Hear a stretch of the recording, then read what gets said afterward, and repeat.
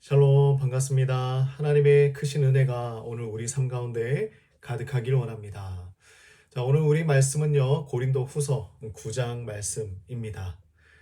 우리는 이 땅을 살아가면서 주는 것, 나누어 주는 것에 대해 고민할 때가 많이 있어요. 우리에게는 시간과 또 물질과 에너지, 이 모든 것들이 한정되어 있다 보니 나누는 일, 이것이 쉽지만은 않을 때가 있죠. 어떤 분들은 이렇게 생각할 수도 있습니다. 내가 가진 것이 넉넉하지 않은데 정말 누군가를 도와줄 수 있을까? 나 홀로 살아가기도 힘든 세상에 다른 사람을 위해서 살아갈 수 있을까? 혹시 또한 내가 나눔으로 인하여서 손해를 보지는 않을까? 하지만 이와는 또 동시에 같은 마음이 들 수 있죠. 한편으로는 다른 사람을 섬기고 사랑하고 나누어 주고 싶다라는 마음도 함께 있을 것입니다. 그렇다면 우리는 이 나눔이라는 것이 무엇인지 한번 생각을 해봐야겠죠. 하나님께서는 우리가 나누는 것을 어떻게 보시며 이 나눔을 통하여서 어떤 역사를 이루길 원하실까? 먼저 바울은요, 6절 말씀에 이렇게 이야기를 하고 있습니다. 자, 6절 말씀 보겠습니다. 이것이 곧 적게 심는 자는 적게 거두고 많이 심는 자는 많이 거둔다 하는 말이로다.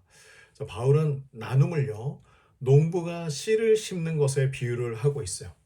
농부가 적게 심으면 적게 거두고요, 많이 심으면 많이 거두는 것 너무나 당연한 일입니다. 씨를 심는 일은 희생처럼 보일 수 있어요. 근데 농부는 소중한 씨앗을 땅에 뿌릴 때에 당장 그 씨를 먹을 수는 없으니 어, 기다리는 거죠. 인내하는 거죠. 기대하는 것입니다. 농부는 미래의 열매를 기대하며 기쁨으로 씨를 심는 것이죠. 우리의 나눔도 이와 같습니다. 나누는 일이 때로는 희생처럼 느껴질 수 있어요. 어렵고 고된 일일 수도 있습니다. 하지만 그것은 하나님의 나라를 위한 영적인 투자인 것이죠. 하나님은 우리가 심는 것을 통해서 풍성한 열매를 맺게 하시고 우리의 삶 속에서 나눔이 얼마나 큰 축복인지 깨닫게 하십니다. 우리가 실제로 받는 것보다 줄 때에 더 큰 기쁨을 누릴 수 있습니다. 이것은 하나님께서 우리를 그렇게 만드셨기 때문이에요. 씨앗을 손에 꼭 쥐고 있다면 아무 일도 일어나지 않습니다. 그런데 그 씨앗을 땅에 심고 가꾸고 물을 주면 어떻게 될까요? 씨앗이 자라서 열매를 맺고 그 열매에는 수많은 씨앗이 또한 들어있죠. 나눔도 이와 같습니다. 하나님께 우리의 작은 씨앗을 맡기면 하나님은 그것을 통해서 생명을 살리고 풍성한 열매를 맺게 해 주시는 것이죠. 우리 사랑하는 성도님들, 우리가 가진 것을 나눈다고 해서 잃는 것이 아니에요. 오히려 하나님의 손에서 우리의 나눔이 더 큰 열매로 자라나게 될 것입니다. 그러니 우리의 나눔을 하나님의 손에 심고 믿음으로 기대하길 간절히 바라고 원합니다. 자, 바울은 이어서 나눔의 태도에 대해서 강조하고 있어요. 자, 7절 말씀을 보겠습니다. 각각 그 마음에 정한 대로 할 것이요. 인색함으로나 억지로 하지 말지니 하나님은 즐겨내는 자를 사랑하시느니라. 자, 우리 이 부분을 헌금에 대입해서 많이 인용을 하죠. 마음에 정한 대로 할 것이요. 인색함으로나 억지로 하지 말지니 하나님은 즐겨내는 자를 사랑하신다. 자, 그런데 이 말씀은요, 앞에 보면 어, 성도를 섬기는 일에 대해서 이야기를 하시고요. 또 이 연보는 가난한 사람을 돕는 일에 말씀을 하십니다.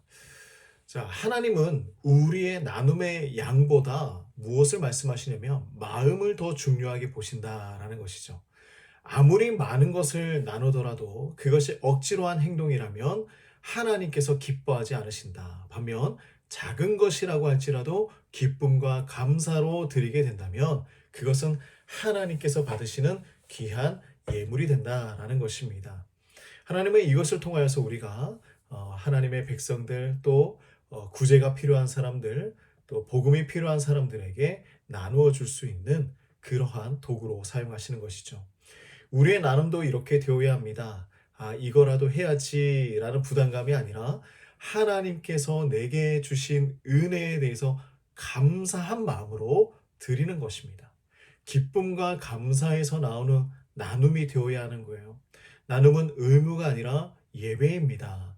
우리가 섬기는 것, 이것은 의무가 아니라 예배라는 것입니다. 바울은 우리의 나눔이 결코 손해가 아니라는 것을 분명하게 말을 해주고 있어요. 자, 8절 말씀을 볼까요? 하나님이 능히 모든 은혜를 너희에게 넘치게 하시나니 이는 너희로 모든 일에 항상 모든 것이 넉넉하여 모든 착한 일을 넘치게 하게 하려 하심이라. 그렇죠? 우리의 모든 일에 항상 모든 것이 넉넉하여서 모든 착한 일을 넘치게 하게 하려 하신다. 자, 하나님은 우리의 나눔을 통해서 우리를 채워주시고요. 우리가 더 많은 나눔의 통로가 되도록 인도해 주십니다. 자, 하나님은 우리가 나눔으로 인해서 부족함을 겪게 하지 않으신다라는 것이죠. 오히려 우리의 필요를 넘치게 채워주시고 다른 사람들을 더 많이 도울 수 있는 능력을 주신다는 것입니다. 우리가 이것을 믿으시기 바랍니다. 구약에 나오는 한 과부가 있었습니다. 그녀는 엘리야를 대접하기 위해서 가지고 있던 마지막 기름과 밀가루로 음식을 만들어 드렸죠. 그런데 그 기름과 밀가루는 다시 채워지고 또 채워지는 기적을 경험하게 되었습니다. 하나님은 그녀의 나눔을 통해서 기적을 일으키셨고 그녀와 그녀의 가족이 오랫동안 굶주리지 않도록 채워 주신 것이죠. 이것이 은혜입니다. 우리의 나눔도 이와 같은 거예요. 하나님께서 우리의 필요를 채워주시고 더 나아가 우리가 축복의 통로가 되도록 사용해 주신다는 것입니다. 우리의 나눔이 결코 손해가 아니라 하나님의 풍성한 축복으로 이어지는 그러한 놀라운 길임을 우리 기억하시기 바랍니다. 자, 마지막으로 바울은요, 이 나눔의 결과에 대해서 알려주고 있는데요. 자, 12절 말씀입니다. 이 봉사의 직무가 성도들의 부족한 것을 보충할 뿐 아니라 사람들이 하나님께 드리는 많은 감사로 말미암아 넘쳤느니라 라고 말씀하고 있습니다. 우리의 나눔은요, 단지 사람들의 필요를 채우는 것 여기서 끝나는 것이 아니에요.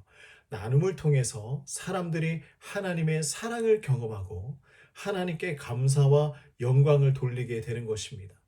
우리가 베푸는 이 사랑은요, 하나님의 사랑을 나타내는 통로가 되는 것이죠. 우리의 삶 속에서 하나님께 받은 이 은혜를 기억하길 바랍니다. 기쁨으로 나누는 삶을 살아가 보시기 바랍니다.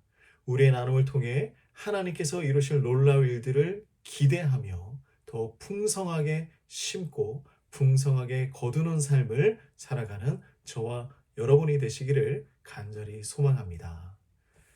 하나님 아버지 참으로 감사합니다. 우리에게 나눌 수 있음이 참 기쁨이 됩니다. 하나님, 나의 것을 또 나의 소유를 하나님 나만 움켜쥐고 있는 것이 아니라 하나님께서 나에게 주신 이 소중한 것들을 하나님의 것임을 인정하고 나누고 베풀고 섬기고 사랑하는 일에 동참할 수 있도록 인도하여 주시옵소서. 오늘도 우리가 하나님의 은혜를 흘려 보내길 소망합니다. 나의 삶을 하나님 그렇게 사용하여 주시옵소서. 예수님의 이름으로 기도드립니다. 아멘.